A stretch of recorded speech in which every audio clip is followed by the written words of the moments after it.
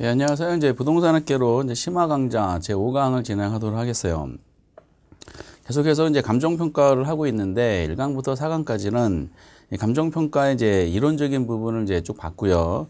현실적으로 좀 뭐 감정평가를 어려워하시는 배경 중에 내용이 이 3방식이라는 부분이 페이지 이제 508페이지에 보면 나와 있습니다.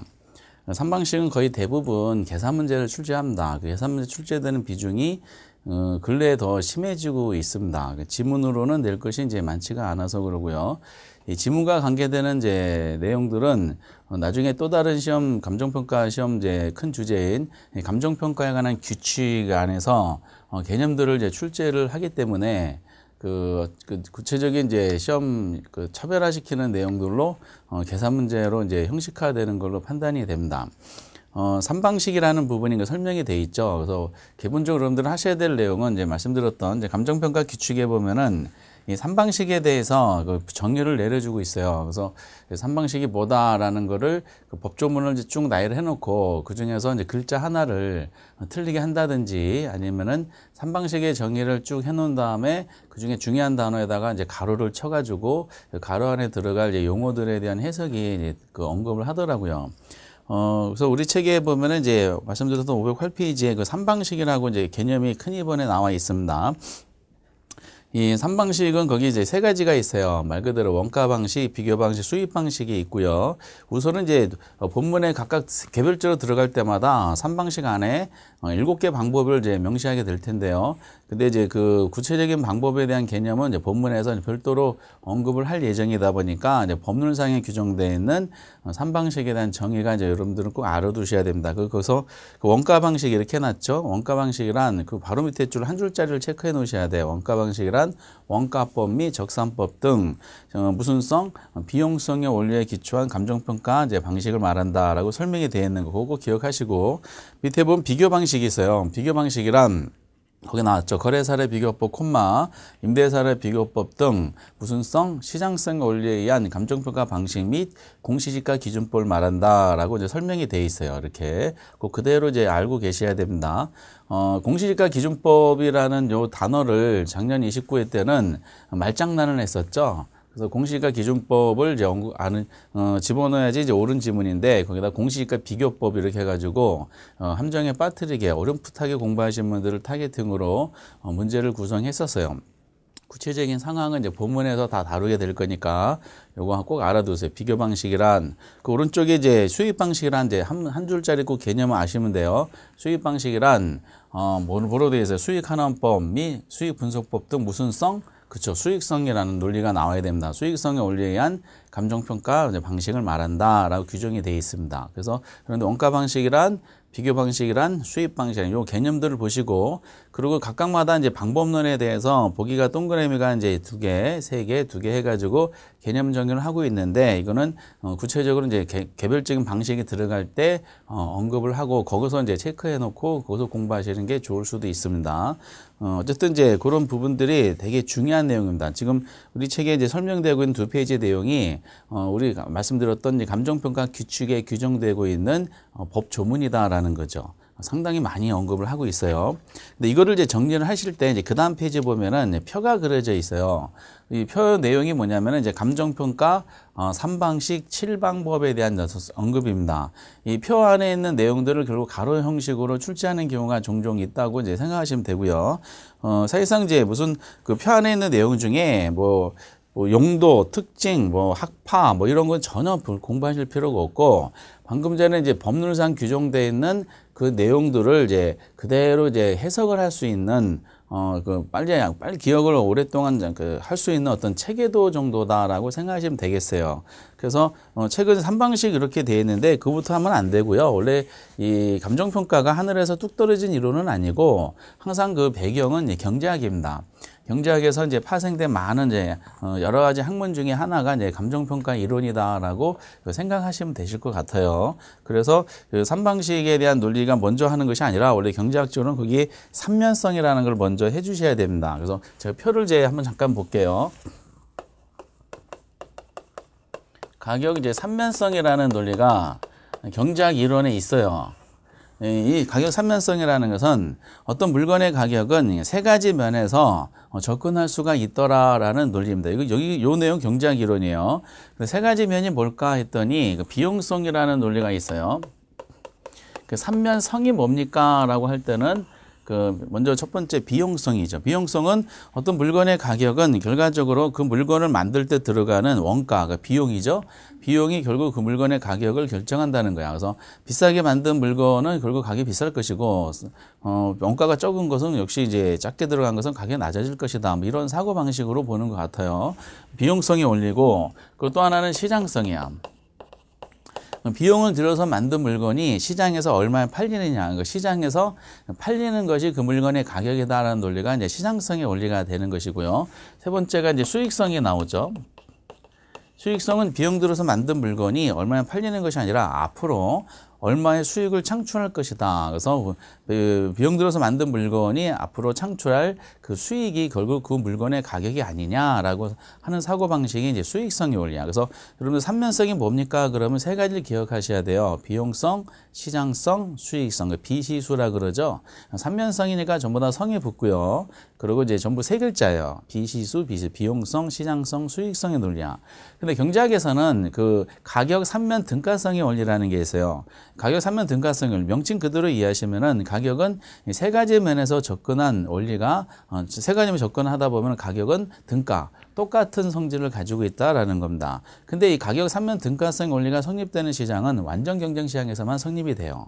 그런데 현실 시장은 완전 경쟁 시장이 존재하지 않아서 가만히 이렇게 관찰해 보니까 이 비용성에 올리한 가격과 시장성에 올린 가격, 수익성 올린 가격 세 가지 면에서 세 가지 성질로 접근한 물건의 가격이 동일하지 않다는 것이 현실적으로 관찰되고 있는 대부분의 사건이죠. 이렇게 상식적인 경우도 많이 있죠. 비싸게 이제 그 제작비 들어서 만든 영화가 쫄딱 망하는 경우도 있어요. 앞으로 수익이 창출하지 않는 거죠. 그리고 이제 어떤 제조업체에서 이제 연구 개발비를 많이 투입해서 만든 물건이 있는데 시장에서 선호도가 안 생겨서 안 팔리는 물건이 있어요. 그럼 결과적으로 비용은 많이 들었다 하더라도 수익이 창출하지 않고 시장에서 수요 선호도가 없으면은 그 물건의 가격은 비용보다 더 떨어지는 현상이 많이 발생하고요. 그 반대적인 현상도 이제 발생을 하죠. 작은 연구 개발비를 투입했는데 뭐 대박 터지는 경우도 많이 발생을 합니다. 그러다 보니까 이 현실적인 불안정 경쟁 시장에서는 완전 경쟁 시장에서 가정한 세 가지 면에서의 가격 성질, 즉 가격 삼면 등가성의 원리가 적용이 안 되더라라는 게 관찰이 됐죠. 그러면 이거를 이제 감정평가 이론에서 토스를 받았어요. 그러면 세 가지 원리가 접근 방식이 다르다 보니까 세 가지 원리에 의해서 하나씩 가격을 구하는 방식을 한번 만들어 보자라는 논리가 등장하게 됩니다. 그래서 이제 삼면성은 경제학 이론이고 그다음부터 이제 우리가 나오는 것이 감정평가 이론이죠. 삼방식이라는 게 등장합니다. 가격 삼면성이니까 방식도 삼방식에 나오게 된 거야. 이렇게 삼방식에서 삼면성이 나온 것이 아니라 삼면성이라는 원리에서 삼방식이 도출하게 되죠. 그러면 이제 그 물건을 만들었을 때 들어가는 비용이 있죠. 이 비용 가지고 그 물건의 가격을 구하는 방법을 모색해보자. 그래서 이거를 원가 방식이라고 합니다. 좀 밑에 뭐라고 가로친 거 있죠? 비용접근법 이런 가로친 내용은 전혀 공부하실 필요 없어요. 이건 우리나라 특정 교수님 책에 나와 있는 명칭일 뿐이고 우리는 감정평가 규칙상에 규정되어 있는 용어를 가지고 정리를 해주셔야 됩니다. 원가 방식이다라고 시험에 나옵니다. 그리고 이제 시장성의 원리에서 나온 것은 시장에서 물건의 가격을 결정할 때 시장에서 그 물건과 대칭관계에 있는 이제 다른 물건과 비교해서 그 물건 가격을 결정해보자. 왜냐하면 시장에서 어떤 물건이 가격이 결정되는 것은 자기랑 경쟁 관계에 있는 물건과 신경전을 벌이면서 가격이 형성되는 과정이 아니냐라는 사고방식이야. 그래서 비교 방식이 등장하죠. 그리고 이제 수익성에 원리한 것은 이제 수익 방식이 나오죠. 그러니까 삼방식이다 보니까 전부 다 방식이란 말은 다 들어가 있어요. 방식 들어가는데 전부 네 글자예요. 비용이니까 원가고 시장이니까 비교고 수익이니까 수익 방식 이렇게 되는 겁니다. 근데 이게 삼방식인데 삼방식이 우리나라는 법 체계를 보면은 7방법으로 이제 이게 구분이 됩니다. 구분이 되는 이유가 먼저 기본적인 배경이 하나의 방식마다 가격하고 임대료를 구하는 방법으로 우선 기본적으로 나눠지고 있어요. 가격과 임대료, 가격과 임대료. 이렇게 이제 구분이 되는데 우리나라에서 이제 독특한 것이 하나가 있죠.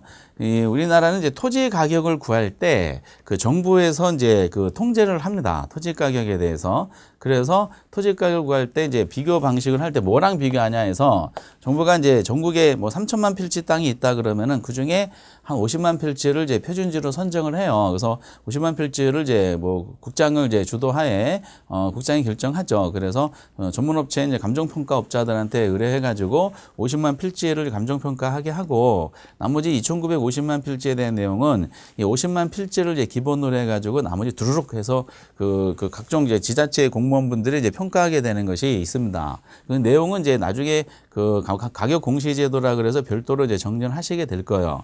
그러다 보니까 이제 비교 방식에 뭐랑 비교하냐? 다른 물건 가격과 비교하는 것이 아니라 그 물건을 정책적으로 이제 만들어낸 그 공시지가를 가지고 비교하라 그래서 공시지가 기준법이라는 게 나왔습니다. 예, 토지가 구하는 거죠. 토지가 구하는 거 별도로 논하고 그러다 보니까 요거를 제외하면은 하나씩만 하나의 방식마다 가격과 임대료를 이제 구하는 6가지 방법이 생길 텐데 독특하게 우리나라는 이 토지가 구하는 방법을 별도로 명시가 돼 있어요. 그러면은 이제 방법이잖아요. 그러면은 여기 전부 다 법이란 말이 들어가 있어요. 그래서 원가 방식에서 가격 구하는 걸 우리가 원가법이라 그러고요. 임대료 구하는 거를 이제 적산법이라 그럽니다.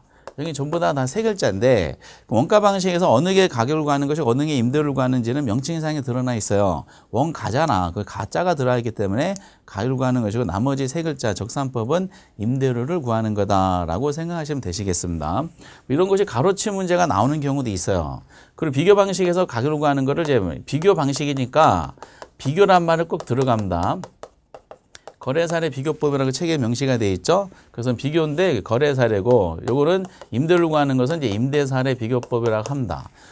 여기는 이제 이것도 드러나 있죠. 임대사례 비교법이라 했으니까 임대사례 비교법이 얘가 임대를 구하는 거구나라고 드러나 있고요. 나머지 하나의 거래사례 비교법은 그 가격을 구하는구나라고 이제 명칭상에서 드러나 있어요. 그래서 원가 방식과 비교 방식의 경우는 어느 게 가격이고 어느 게 임대를 구하는지는 고민할 필요가 없이 쉽게 체크가 가능합니다. 이게 주관식이면은 뭐 고민할 수 있겠지만 우리는 주관식이 아니라 뭐 객관식 시험이다 보니까 그 문구에 대한 뉘앙스 가지고 이제 체크가 가능합니다.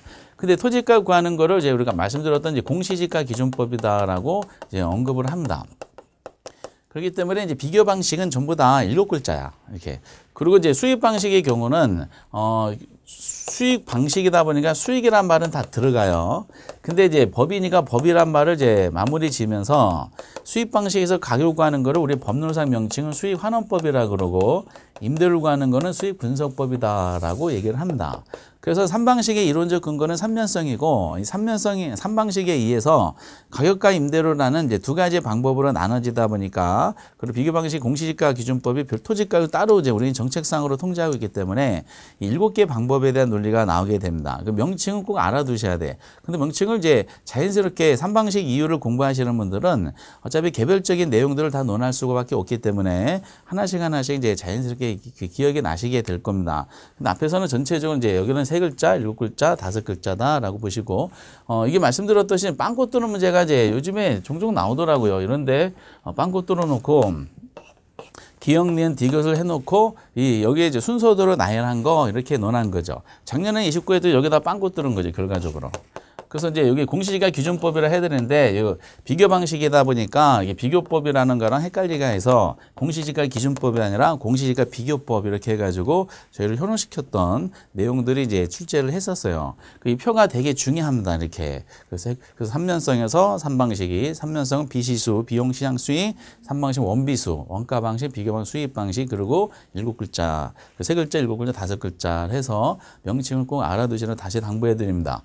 지문도 저런 것도 나온 적이 있어요. 감정평가 규칙상의 문제를 출제하면서 임대료를 구하는 방법에는 그 임대료 적산법, 임대사례 비교법, 뭐 수익환원법이 있다라는 식으로 언급한 적이 있었습니다. 틀렸죠? 임대료를 구하는 법 적산법, 임대사례 비교법까지 맞는데 수익환원법이 아니라 뭐다? 수익분석법 이렇게 해주셨어야 됩니다. 그러면 이제 이거를 이제 세부적으로 들어가 보도록 하겠어요. 그러면은 이제 7개 방법이니까 그럼 여기서 7문제가 나오느냐? 그렇지 않아요. 이 공시지가 기준법은 어차피 따로 나옵니다. 이게 아까 말씀드렸던 부동산 가격 공시제도라는 내용을 통해서 이제 별도로 언급을 하게 될 겁니다. 이거는 별개의 내용이고, 그럼 나머지 6가지에서 6문제가 나오냐? 그렇지 않아요. 3문제 정도가 최대치다라고 보시면 됩니다. 3문제도 대부분 이제 계산 문제가 나오는데, 그럼 어떻게 할 것인가라고 할 때 먼저 이제 임대료를 구하는 방법이 있습니다.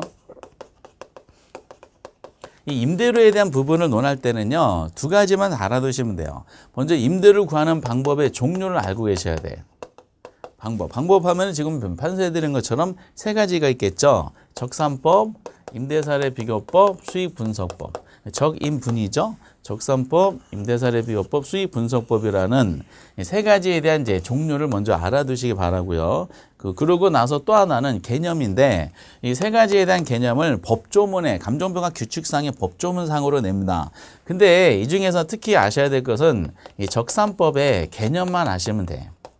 이 적산법이란, 이 적산법을, 이 개념을 보시다 보면은 그 단어 하나하나가 장난칠 수 있는 여지가 좀 많아요. 그래서 적산법의 개념과 임대료를 구하는 방법은 뭐 3가지, 적임분이 있다라는 식으로 2가지 정도만 하시면 돼요. 그럼 결과적으로 보면은 우리 시험은 주로 뭐를 출제한다? 뭐 계산이 되든 지문이 되든 가격을 구하는 방법 내용으로 출제한다는 뜻이야. 가격을 구하는 방법 3가지가 있죠. 원가법, 거래사례 비교법, 수익환원법. 원고환이라는 이 3가지에 대한 내용을 가지고 책을 정리 한번 해볼 예정이다라고 말씀을 드리겠습니다. 근데 이제 3방식에 대해서 이제 출제를 할 때 보면은 3방식 출제를 할 때 보면은 이제 이걸 만약에 오지선다로 다 내기가 힘들어요. 그래서 같이 섞어서 가끔 나오는 것이 511페이지에 보면 거기 시상가액 조정이다라고 이제 언급이 돼 있어요. 그 시상가액의 조정에 대해 공부하실 때는 동그라미 1번에 그 2줄까지는 알고 계셔야 됩니다. 아니, 이 동그라미 1번은 알고 계셔야 돼. 그 시상가액이란 한번 읽어볼까요? 대상 물건의 감정평을 결정하기 위하여 각각의 감정평가 방법을 적용하여 산정한 가액을 말한다라고 설명이 되어 있고요. 그리고 이제 바로 밑에 줄에 이 시상가액은 최종가액이 아니라 이제 최종평가 가액이 아니라 시상가액이다라고 설명되는데, 최종평가 가액이 아니라는 것은 이제 중간가액의 성질을 가지고 있다는 뜻입니다. 그래서 거기에 이제 동그라미 1번을 잠깐 보시고요. 그 동그라미 2번 보면 시상가액 조정이란 말이 나와요. 그럼 감정평가 3방식을 적용하여 구한 시상가액을 상호 관련시켜서 재검토함으로써 상호 격차를 축소시킨다면 격차를 수정하는, 조정하는 작업이다. 이렇게 이해하시면 됩니다. 그래서 거기에 이제 그 동그라미 2번 보시면 되고, 기억, 니은, 디귿은 안 보셔도 관계없어요. 요즘에는 그래요. 그 개념 정도만 아시면 됩니다. 그리고 동그라미 3번에 보면은 시상가액 조정할 때 산술평균을 의미하는 것은 아니라는 거예요. 단순한 산술평균이 아니라, 동그라미 4번에 보면은 거기 이제 그 2번째 줄 가중치를 부여해서 결정한다까지 있죠. 거기까지만 아시면 돼요. 이게 무슨 말이냐라는 겁니다. 요렇게도 이제 시험에 등장합니다. 그리고 이제 최근에 요걸 가지고 계산 문제로 등장한 적도 있어요. A라는 부동산이 있는데요. A라는 건물이라 그럴까요? 이 건물의 감정평가의 대상 부동산이다라고 가정하시기 바랍니다. 근데 이 건물이 수익성 부동산이야. 그러니까 업무용 빌딩이라든지 아니면 상업용 빌딩이라든지 수익성 부동산이에요. 그럼 이거를 이제 감정평가를 의뢰인이 의뢰했어요. 그럼 평가사들이 평가를 오겠죠. 그런데 수익성 부동산인데 이 물건의 가격을 구해야 됩니다. 근데 가격을 구하는 방법이 3가지가 있잖아요. 그럼 3가지 방법에 의해서 이 가격을 다 건물 가격을 평가를 한번 해보는 거다라고 보시면 돼요. 그럼 먼저 원가 방식에 의해서 나온 가격을 있죠? 그게 뭐다? 원가법으로 한번 구해봅니다. 원가법에서 구한 가격이 만약에 뭐 20억이다라고 한번 가정해 보겠어요. 그리고 이 물건의 가격은 이제 거래사례 비교법으로도 구할 수가 있어요. 그 구체적인 내용은 본문에서 나올 겁니다. 거래사례 비교법에 한 비중 가격을 한번 조사해 보니까 이것이 뭐 예를 들어서 뭐 40억이다라고 한번 가정해 보도록 하겠어요. 그리고 이제 수익환원법에서도 구할 수가 있겠죠. 수익환원법에 한 구한 가격을 얼마로 한번 해볼까요? 60억이라 한번 해볼까요? 그러면 이제 그 3가지 방법에 의해서 도출한 가격은 접근 원리가 다르다 보니까 똑같다는 성질은 극히 드물어요. 그럼 지금 3가지 방법에 도출한 금액이 20억, 40억, 60억이 나왔죠. 이 3가지 방법에 도출한 이 각각의 금액이 있죠. 20억, 40억, 60억을 이걸 뭐라 그러냐? 시산가액이다 그럽니다. 그러니까 그러니까 시산가액이란 말은 그래서 아까 책의 동그라미 일본에 나온 것처럼 세 가지 방식에 의해서 산출한 각각의 금액을 우리가 시산가액이다라고 얘기를 하게 됩니다. 그럼 의뢰인한테 지금 저 건물 평가 의뢰한 사람한테 평가사가 불러다가 방법이 세 가지라서 세 개 금액이 나왔으니까 당신이 마음에 드는 거 하나 찍으세요. 이렇게 할 수는 없어요. 결국 시산가액은 최종가액을 의미하는 것은 아니죠. 시산가액은 그래서 무슨 가액의 성질이 있냐면은 이제 중간가액의 성질을 가지고 있습니다. 이 중간가액의 성질을 가지고 있다 보니까 이거를 평가사는 이걸 최종가액으로 결정을 해줘야 돼요. 그러면은 중간가액인 시산가액이 최종가액이 되려면은 세 가지의 방식에 도출된 각각의 금액에 대해서 물건의 성질이라든지 수입한 자료라든지 이런 거를 이제 따져가지고 이 격차를 이제 조정하게 돼 있어요. 그래서 이제 시산가액을 중간을 최종으로 바꾸기 위해서 조정하는 거를 시산가액의 조정이라 그럽니다. 그럼 시산가액 조정이란 말은 3방식에 도출된 각각의 금액이 있죠? 시산가액 간의 격차. 이 격차를 이제 수정하는 작업, 조정이 더 어울리겠네요. 조정하는 작업 우리가 시산가액 조정이다 그럴 때 이 조정할 때 이제 방법이 있어요. 방법을 단순한 산술평균치를 말하는 것은 아니라는 겁니다. 종종 나왔었죠. 산술평균치가 아니야. 산술평균치라는 것은 인위적으로 산술평균치가 아니란 뜻이에요. 우연히 산술평균치가 나오면 그건 어쩔 수 없지만은 산술평균치를 이제 은위적으로 하면 안 된다. 즉, 세 가지의 방법의 금액이 20억, 40억, 60억이죠. 산술평균은 n분의 1이잖아. 그걸 전부 다 더하는 거죠. 더하면 120억 나왔죠? 나누기 3 해가지고 40억. 이 금액이 아니라는 겁니다. 이게 물건마다 성질이 다르다 보니까. 그러면 이제 무슨 평균으로 하라? 물건의 성질을 감안해서 가중평균으로 하라라고 이제 제시를 해주게 되는 거지. 그래서 시산가액이 이제 이 금액이 나오면은 시산가액 나왔어요. 그러면 여기다가 이제 그 가중치가 주어져요. 가중치. 그래서 원가 방식의 기여도가 만약에 20%다. 거래사례 비교법의 기여도가 만약에 30%다. 그래서 이게 수익성 부동산이다 보니까 수익 방식의 가중치가 가장 높겠죠? 그래서 여기다 한 50%를 이렇게 잡아요. 가중치를 다 더하면은 이제 100%가 나와야 되니까. 그러면 가중평균이란 말은 가중치를 곱한 것만큼 나중에 합하는 걸 말하죠. 그걸 곱하는 거야. 20억 곱하기 20%니까 얼마가 나오냐? 4억이고요. 40억 곱하기 30%니까 12억이고 60억의 절반이니까 30억이 이렇게 되죠. 그러면 이제 가중치를 다 더했을 때에 이 금액이 지금 얼마냐면은 뭐 하나 예제니까 46억이 나왔죠. 요것이 뭐다? 이제 최종 가액이 되는 겁니다. 그래서 이제 이렇게 여기서 3방식에 대한 개념이 있죠. 법률상 규정, 원가 방식이란, 비교 방식, 수입 방식이란 이런 지문하고 이 시산가액에 대한 논리를 같이 묶어서 나오는데 우리 감정평가 규칙상에서도 그 부동산 가를 구할 때 결과적으로 시산가액을 조정하도록 문구상에서 이제 해석이 됩니다. 이렇게. 그래서 물건의 성격에 맞는 방법을 주로 하고 그 합리성을 다른 방법으로 검토하라라고 이제 하다 보니까 다른 방법으로 검토하려면 다른 방식의 가격도 도출해 놓고 비교를 한번 해봐야 된다는 논리가 나오게 되는 겁니다. 그래서 시산가액 조정에 대한 내용을 인정하게 돼 있어요. 다시 시산가액이란 말은 세 가지의 방법에 의해서 도출한 각각의 금액을 말한다. 요거 하나. 두 번째, 이 시산가액은 최종평가 금액이 아니라 중간가액의 성질을 가지고 있기 때문에 중간가액이 시산가액의 최종평가 금액이 되려면은 결과적으로 이 시산가액 간의 격차를 수정하는 작업이 좀 있어야 되는데 그걸 시산가액의 조정이라 그런다. 이게 두 번째, 시산가액을 조정을 할 때는 단순하게 산술평균치를 하는 것이 아니라 물건의 성격에 맞춰서 가중평균치를 하라. 이게 세 번째 내용이 되는 겁니다. 이렇게. 그래서 이 정도만 알아두셔도 충분하고 요런 식으로 만약에 문제가 나온다 그러면은 이거는 계산 문제 중에 하늘이 내려준 기회가 되는 거예요. 그래서 그 예제가 이제 그 다음 페이지 보면 뭐 실제 시험에 27에서 나왔던 문제가 나와 있죠. 그거는 뭐 참고해서 이렇게 푸는구나라고 연습만 하시면 되시겠어요. 당분간은 좀 내기가 좀 어렵지 않겠는가. 그리고 밑에 나온 것은 이제 이 재작년의 문제인데 거기 보신 것처럼 작년의 문제구나. 규칙상의 가로 안에 들어갈 내용들이 설명되어 있죠. 작년 그 가로 문제 나온 거 한번 볼까? 원가 방식 해놨잖아요. 그 원가법, 적산법 이거 그대로 했죠. 원가 방식 해놓고 원가법, 적산법. 그럼 가로 안에 뭐가 들어간 거야? 무슨 성? 비용성이 나왔어야 되지. 그러니까 비용성이 나온 것은 거기 이제 1번, 3번, 4번 셋 중에 하나네. 두 번째, 비교 방식 보세요. 거래사례 비교법, 임대사례 비교법, 시장성. 그대로 나왔죠? 그리고 그 니은번에 뭐가 들어가야 돼? 공시가 기준법에 나와야 되잖아. 근데 1번하고 2번 보면 공시가 비교법이라고 돼 있잖아요. 말씀드렸던 장난치고 있는 내용이죠. 그리고 이제 디귿에 이제 그 수익환원법, 수익 분석법, 수익 방식에 대한 논리가 나오게 됩니다. 그래서 이 가로 문제가 근래에 갑자기 많이 나오기 시작했어요. 그래서 이제 출제위원들이 이건 감정평가 규칙상의 문제인데 왜 그럴까라고 이제 가만히 저희들이 분석해 보면은 3방식은 어차피 계산 문제로 등장시켜야 되다 보니까 난이도가 세요. 그래서 규칙상의 문제를 논할 때는 요거를 이제 무난하게 이제 언급을 하는 걸로 분석이 됩니다. 이렇게 해놨어요. 그런 다음에 이제 하나씩 짚어보면서 이제 말씀드렸듯이 이제 가격을 구하는 방법 위주로 이제 정리를 한번 해보는 것이 중요합니다.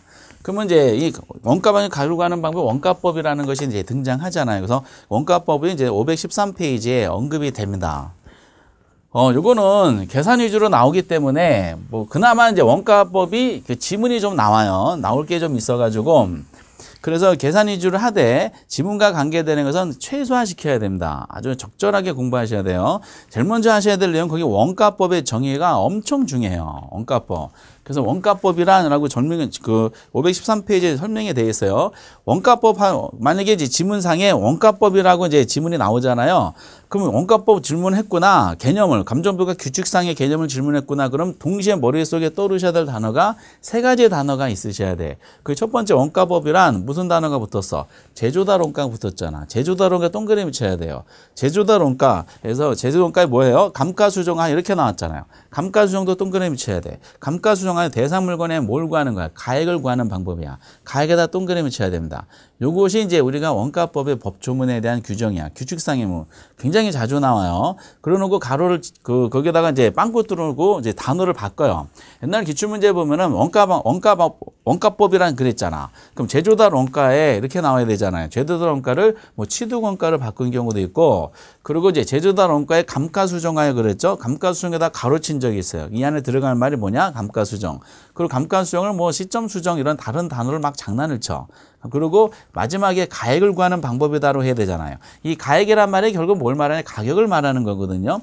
그런데 결국 여기서 말하는 건 가격인데 가액 칸에다가 뭘 집어넣냐? 임대료를 집어넣어요. 이렇게. 그래서 그 세 가지 단어, 원가법이 뭡니까? 라고 주변에서 질문하면 원가법이란 제조달 원가, 감가수정, 가액. 이 세 가지의 단어를 알아두셔야 됩니다. 이게 첫 번째로 논할 아주 중요한 상황이야. 그래서 원가법에 대한 논리를 그러면 정리해 보면은 그럼 제조달 원가에서 감가수정한다 이렇게 이제 언급이 돼 있죠. 여러분들이 동그라미 치셔야 할 단어가 제조달 원가, 감가수정에서 이렇게 나오는 겁니다. 그런데 이 감가수정이라는 말은 뭐냐면은 이 제조달 원가에서 그 물건의 감가 누계액을 공제하는 작업을 말합니다. 감가수정을 하라 그러면은 제조달 원가를 기준으로 해서 감가 누계액을 구하는 이제 방법, 작업이다라고 하시면 돼. 그럼 제조달 원가에다가 감가 누계액을 공제하잖아요. 그러면은 감가수를 통해서 산출한 감가 누계액을 공제하면은 이 대상 물건의 가액에 나와. 이 대상 물건의 가액을 우리 법조문에 뭐라고 되어 있냐? 우리가 감정평가 규칙에는 명시가 안 돼 있어요. 감정평가사 공부하는 분들이 공부하시는 이제 감정평가 실무 지침에 보면은 거기에 원가법에 대한 정의를 내려주고 거기에 이 원가법에서 구한 가액을 명칭이 나와 있더라고요. 이거를 이제 적상가액이다 그럽니다. 이 과거에는 이제 이게 용어가 막 통일이 안 됐을 때는 뭐 일본의 영향을 받아서 뭐 복송가격 막 이렇게 표현한 적도 있었는데 지금 법조문에 적상가액이 나와서 적상가액을 하시면 돼. 여기서 말하는 가액이 그걸 뭐로 이해하시면 가격으로 이해하셔도 돼요.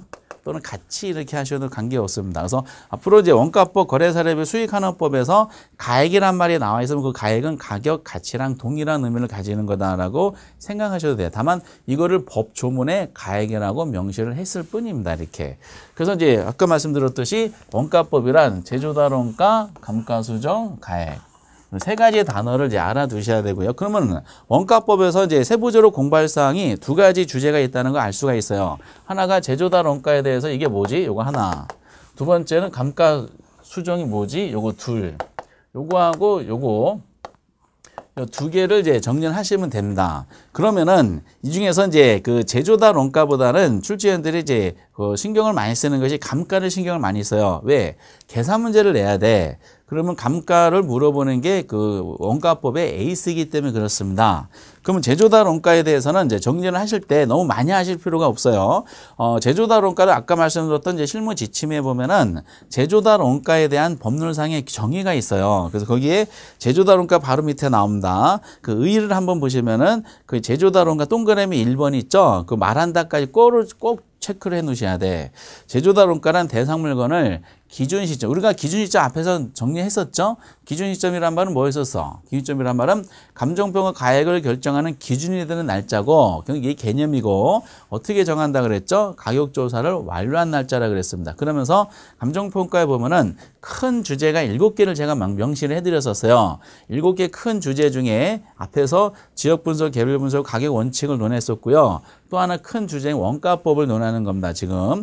근데 중간 주제를 논했었잖아. 중간 주제를 언급하면서 가격과 가치와의 관계를 중간 주제입니다. 라고 말씀드리고, 그리고 이제 감정평가 분류해서 규칙상에 정해놓고 있는, 이제 현황기준평가하고 조건평가, 그 개별평가 원칙, 그리고 구분, 부분, 일괄, 이런 식으로 구분하는 걸 중간 주제. 그리고 이걸 논하는 과정 중에 기준 시점이라는 단어를 했었잖아.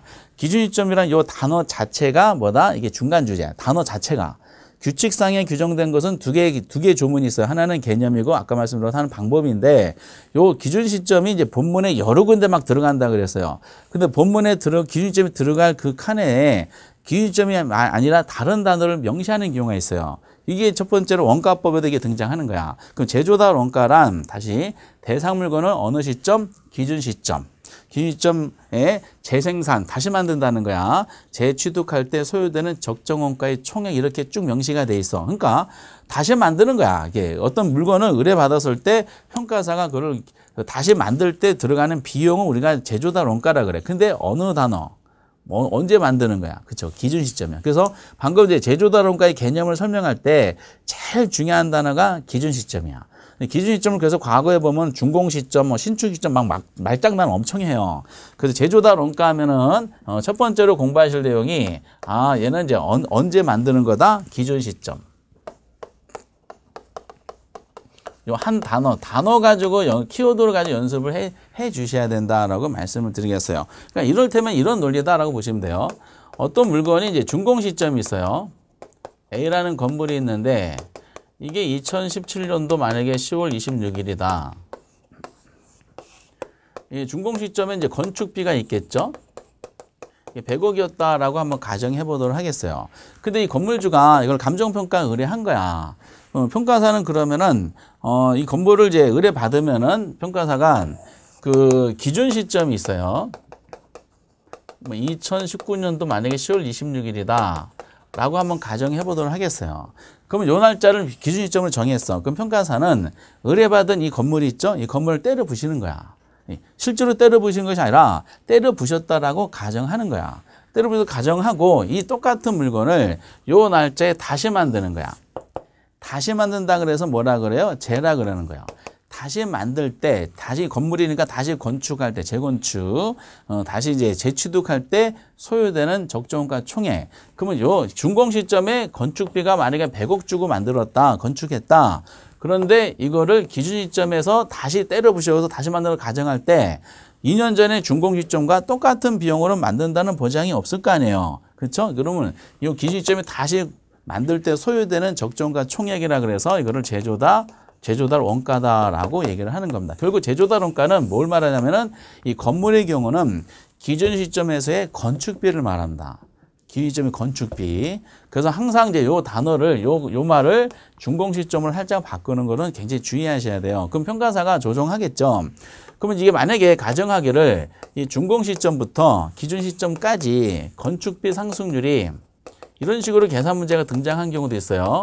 2년 동안의 건축비 상승률이 만약에 50%가 발생했다. 그러면 평가사는 2년 전에 100억의 건물을 지었던 의뢰 대상 건물이 2년 후인 기준점에 다시 만든다 그러면 얼마?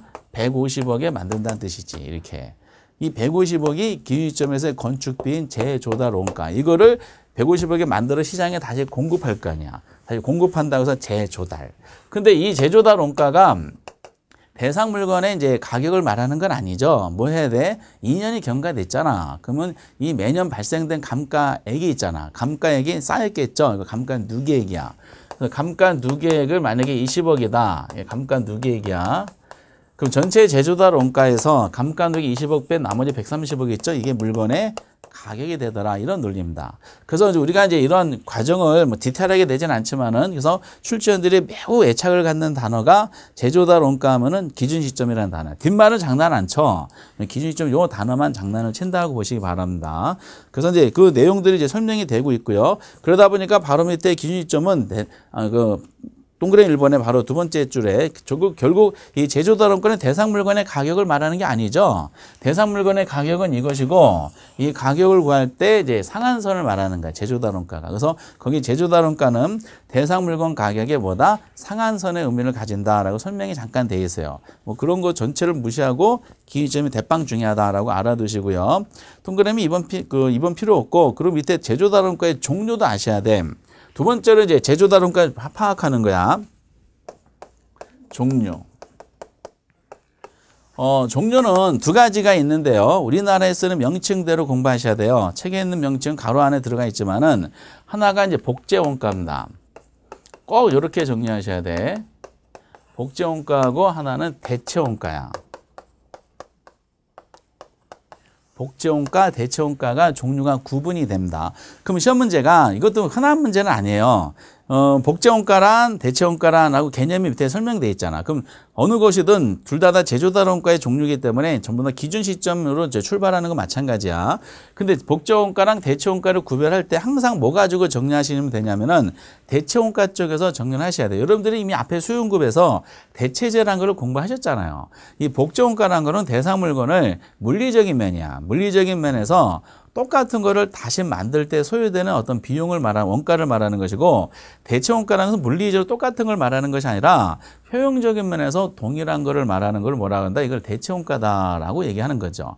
그래서 이제 그런 논리야. 그래서 복제원가는 대상 건물이 있다. 그럼 대상 건물과 똑같은 걸 만드는 거야. 그러니까 만약에 이제 저를 만약에 감정평가를 한다. 친구 평가사가 저를 감정평가하는데 저를 복제원가로 평가한다. 그러면은 저랑 완전히 똑같은 쌍둥이를 다시 만들 때 소요되는 비용을 가지고 제 원가를 구하는 것이 이제 이게 복제원가야. 근데 대체원가는 우리가 콜라하고 사이다가 그 구별을 할 때 물리적으로 구별할 수 있어 없어요? 구별할 수 있잖아. 이거는 콜라고 이거는 사이다다. 근데 우리가 경제학에서는 콜라하고 사이다를 뭐로 많이 잡아요? 대체제라고 많이 잡잖아. 그럼 그럼 콜라하고 사이다 뭐가 구별이 안 돼? 이걸 대체제라고 가정하면은 소비자들이 콜라를 마셨을 때 그 만족감하고 사이다를 마셨을 때 만족감이 등가라고 보는 거지. 이걸 우리가 뭐라 그런다? 대체제다라고 가정하는 겁니다. 때문에 물리적인 측면에서의 복제원가는 물리적인 똑같은 자재, 똑같은 공법을 가지고 하다 보니까 구별이 안 돼. 똑같은 걸 다시 구현할 때 쌍둥이를 만들 소요되는 원가인데 대체원가는 효용적인 면이야. 키워드가 효용적인 면에서 똑같은 거를 만들 때 소요되는 이제 비용을 우리가 대체원가다라고 얘기를 하게 됩니다. 그래서 저를 만약에 복제원가 구한다 그러면 저랑 똑같은 쌍둥이를 만들 때 소요되는 비용 가지고 하고 저를 대체원가라고 하면 저랑 대체 관계에는 원빈이 있죠. 원빈을 이제 저 기준으로 해서 저를 평가한다라고 생각하시면은 뭐 역겹지만은 이렇게 감안하시기 바랍니다. 근데 우리가 복제원가하고 대체원가를 평가사 시험에 나오는 것처럼 디테일하게 할 필요는 없어요. 요것이 구별만 할 수 있는 능력을 가지시면 돼. 그런데 구별하는 게 편하다는 거야. 우리가 이제 실무적으로는 제조달 원가 하면은 거의 대부분 복제원가를 말합니다. 복제원가를. 그런데 우리 시험과 관계돼서는 두 가지를 구별할 때 대체원가 쪽으로 정리하시는 게 되게 좋아요. 거기 보면 표 안에 표가 아니라 동그란 복제원가 해놓고 물리 동등화 어쩌고저쩌고 설명됐잖아. 그 대체원가 설명하고 뭐라고 설명하다가 두 번째 효용, 동등화 효용을 가지는 어쩌고저쩌고 설명돼 있죠. 그 어쩌고저쩌고 다 필요 없어. 이게 이제 대체원가라는 말이 그 개념을 설명할 때 요 단어가 반드시 나와야 돼. 요 단어가. 그 단어가 뭐냐면 이게 두 번째로 공부하실 그 제조달 원가의 내용이죠. 효용 또는 유용성. 책이 명쾌하게 안 되어 있는데 그리고 기능. 요런 단어들이 반드시 나와야 됩니다. 이게. 효용, 유용. 그 대체원가는 대상 물건과 동일한 효용을 가진 물건을 기준 이점이 현재 다시 생산할 때 소요되는 적정원가 총액이다 이렇게 해석이 돼요. 그러니까 효용, 유용, 기능이란 말이 나오면은 반드시 뭐다? 대체원가야. 근데 대체원가라니라 했는데 효용, 유용성, 기능 이런 문구 중에 하나 또는 둘 이런 문구가 안 나왔어. 무조건 X야. 요 말이 나오면은 대체원가고 요 말이 전혀 없으면은 뭐다? 복제원가가 되는 겁니다. 요거 꼭 알아두셔야 될 내용이야. 그러면 대체원가를 구할 때 그 다음에 밑에 보면은 동그라미 이번에 세 번째 줄에 그 줄 칠 것이 기능적 감가는 하지 않는다라고 돼 있어요. 왜냐? 대체원가는 이미 기능적인 면에서의 내용을 감안해서 구한 원가야. 그러면 기능적인 측면에 감가가 발생하잖아요. 그러면 이제 대체원가를 구할 때는 기능적 감가가 이미 돼 있는 상태다 보니까 나중에 감가 칠 때 기능적 감가를 하는 것이 아니야. 그 세 번째로 공부하실 것은 요 단어입니다. 제조달 원가를 대체원가를 구할 때는 무슨 감가 할 필요 없다고요? 기능적 감가를 할 필요가 없다. 이게 이제 세 번째로 아셔야 될 내용이다라고 보셔야 됩니다. 이렇게. 그래서 만약에 뭐 이렇게 뭐 예를 들어 보면은 평가 그 문제가 만약에 대체원가가 제조달 원가를 대체원가로 제시했다. 이게 만약에 10억이다. 나중에 여러분 좀 이따 감가를 공부하다 보면 감가의 종류가 세 가지가 나와요. 물리적 감가, 기능적 감가, 경제적 감가. 법 조문에 그렇게 돼 있어요. 그래서 물리적 감가가 이따가 좀 하고 만약에 2억이다. 그리고 기능적 감가가 만약에 3억이다.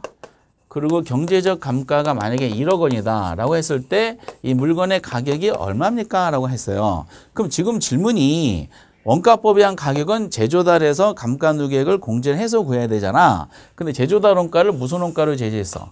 10억이라는 대체원가를 제시해줬죠. 그럼 여기서 이제 감가를 쳐야 되는데 이 대체원가 자체가 기능적인 면에서의 가치 손실을 이미 반영해서 구한 원가야. 그럼 나중에 감가 칠 때 기능감가 있죠. 요거를 또 공제해 주잖아요. 그럼 기능적 감가를 두 번 해주게 되는 문제가 생겨요. 그러니까 이중 감가되는 걸 방지하기 위해서 대체원가를 제시했네. 그럼 기능적 감가를 할 필요가 없다는 거야. 할 필요 없고 이미 해줬으니까 여기서. 그럼 나머지 물리적 감가 2억과 경제적 감가 1억 있죠. 요것만 고려해서 감가액이 3억이구나. 그래서 7억으로 평가하게 되는 겁니다. 그래서 기능적 감가를 할 필요가 없다라고 알아두셔야 됩니다. 그리고 이제 나서 이제 네 번째. 이 네 번째 보면은 밑에 그 제조달 원가의 산정 기준이 있어요. 산정 기준인데 거기에 동그라미 1번 있죠. 1번 무슨 건설? 도급 건설을 기준한다. 이거 꼭 체크하셔야 돼. 그래서 이제 산정 기준을 할 때는 산정 기준. 제조달 원가를 산정할 때는 반드시야, 반드시 무슨 방식으로 한다? 도급 방식으로 하는 거야. 도급 방식으로 한다는 의미는 출전에 함정을 만드는 경우도 있어요. 의뢰인이 본인이 직접 진 건물이든 아니면은 건설해달라고 외주 준 건물이든 불문하는 거야. 본인이 직접 진 건물이든 자가건설이든 아니면 도급건설은 불문하고 무조건 도급 방식으로 해야 됩니다. 무조건이야, 무조건. 그래서 가끔 가다가 그 옛날에 기출문제 같은 거 보면은 이런 게 있어요. 계산문제 조건으로 박스 안에 제시했는데 이 대상 건물은 이제 의뢰인이 직접 진 자가건설한 경우다라고 했어요. 그렇다 하더라도 무조건 도급 방식을 기준으로 해야 돼. 외주 줬다 가정하는 거야. 왜? 이거는 객관성을 유지하게 한 거야. 감정평가사들이 구하는 가치가 시장 가치로 가는 게 원칙이라 그랬잖아요. 시장 가치는 객관적 가치였잖아. 그래서 만약에 이제 뭐 강남역 사거리에 있다. 강남역 사거리에 그 삼성 건물이 있어요. 그걸 만약에 가정하기를 삼성 땅에다가 삼성 자본으로 그 삼성물산이 본인이 직접 졌어. 라고 합니다. 그리고 그 건물에 본인들이 4억으로 이용하고 있어. 그래서 이거를 감정평가를 의뢰했네, 삼성에서. 그러면 평가사들이 와서 모든 걸 땅도 삼성 거고, 자본도 삼성 거고, 직접 시공도 삼성이 했고, 모든 걸 삼성이 또 사옥으로 운영하고 다 하고 있어. 그렇다 하더라도 이 건물은 예를 들어서 현대건설이 졌다라고 가정해서 구하는 겁니다.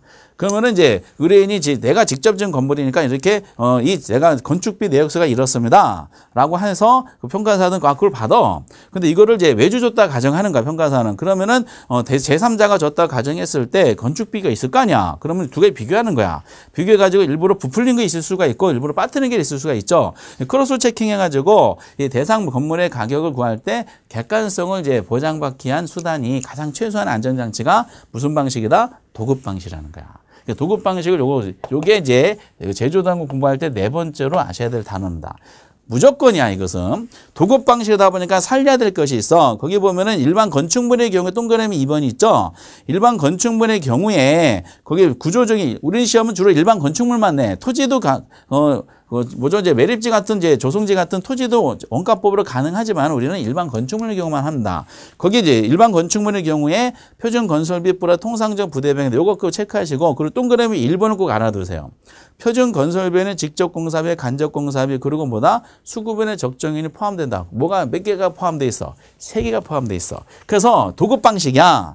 도급 방식이라 보니까 살려야 될 것이 있어. 도급 방식이다 보니까 우리가 제조다론가를 구할 때는 제조다론가는 뭐하고 뭘 합으로 되어 있냐면은 표준 건설비하고 잡비인데 이거 법률상 명칭이 통상적인 부대비용 이렇게 이제 되어 있어요. 그래서 산정 기준은 일반 건축물의 경우에 제조다론가는 뭐하고 뭐 합이다? 표준 건설비 플러스 통상적인 부대비용이야. 근데 여기서 5번째로 아셔야 될 것이 있는데 표준 건설비의 구성요소 잘 보세요. 직접 공사비가 있고요. 그리고 간접 공사비가 있어. 얘네들은 둘 다 공사비야. 근데 여기서 5번째 기억하실 것은 이게 무슨 방식이라 그랬어요? 도급 방식이라 그랬어. 그러면 도급 방식을 살리기 위해서 도급을 받은 기업이 있을 거 아니야. 건설회사. 그 도급을 받은 기업 수급인이라 그럽니다. 수급인의 적정 이윤이 있습니다. 요거를 꼭 포함시켜야 돼. 이게 수급인의 이 의뢰인이 직접 지은 건물이라 하더라도 건설비를 할 때 뭐가 수급인의 적정 이윤이 공사비에 꼭 포함시켜야 됩니다. 이렇게. 요 구조적인 내용이에요, 이렇게. 그리고 요 정도만 아시면 돼요. 그 다음 페이지에 뭐 제조다론가의 산정 방법 다 보지 마세요. 다 불필요한 내용입니다. 그래서 우리는 이제 이 정도만 해요. 제조다론가를 너무 에너지 낭비할 필요는 없습니다. 우리는 원가법은 계산 위주로 나오고 계산의 에이스는 뭐다? 감가가 되는 거야. 우리가 물론 제조다론가도 계산 문제 이걸 해가지고 2번 나온 적이 있었지만은 그 한 문제만 연습하면 다 해결이 되는 겁니다. 그래서 정리해 볼게요. 원가법은 제조다론가, 감가수정 가액인데 먼저 제조다론가하고 감가 중에 요거부터 있어요. 제조다론가. 그럼 제조다론가를 정리할 때는 꼭 5가지 주제만 아시면 돼. 제조다론가는 다시 만들 때 들어가는 원가야. 근데 언제 만든다고요? 첫 번째 기준 시점. 기준 시점. 엄청 중요한 거. 그 두 번째는 종류가 몇 개 있다? 2개. 복제원가나 대체원가. 어디서 정리하라? 대체원가에서. 그래서 효용, 유형, 기능이란 말이 언급하고 제조다론가를 설명한 게 무슨 원가다? 효용, 유형, 기능 나오면은 이게 대체원가다. 이게 꼭 나와야 돼. 이 말이 없으면 복제원가니까. 그러면 효용면에서, 기능적인 면에서의 내용을 반영해서 구한 것이 대체원가다 보니까 나중에 감가 칠 때 무슨 감가 할 필요 없다? 기능적 감가는 할 필요가 없다. 이게 3번째. 그리고 제조다론가 구할 때는 의뢰인이 본인이 직접 지은 건물이든 아니면 지어달라고 외주 준 건물이든 불문하고 무조건 무슨 방식? 도급 방식. 이게 4번째. 도급 방식. 그럼 도급 방식의 구조가 어디서 확인되게 만드냐면은 일반 건축물만 논합니다. 일반 건축물의 경우에 표준 건설비 플러스 잡비인데 그 건설비에 들어가야 돼. 건설비에 직접 공사비, 간접 공사비 말고 뭐가 포함된다? 수급인의 적정이에요. 이게 5번째. 그래서 제조다론가가 뭡니까? 그러면은, 그거요. 기준 시점이고요. 그리고 효용, 유형, 기능 나오면 건 대체원가래요. 그리고 대체원가를 구하면은 기능평가 할 필요가 없대요. 무조건 도급 방식이래요. 그리고 도급 방식이다 보니까 건설비에는 수급인의 적정이 공사비에 꼭 포함된대요. 요 정도 5가지만 정리하시면 끝이야. 이렇게. 그리고 마무리가 되고요. 근데 역시 말씀드렸던 것이 이제 감가가 이제 에이스고, 감가에 대한 부분은 이제 우리 책 515페이지에 양가로 3번에 명시가 되어 있어요. 그럼 감가가 어떻게 전개가 되는지 조금만 다음 시간에 한번 살펴보도록 하겠습니다. 아주 어려워하는 분야인데 이제 그래서 많이 이제 최소화시키면서 정리를 한번 해보실 필요가 있어요. 예, 다음 시간에 뵙도록 하겠습니다. 수고하셨습니다.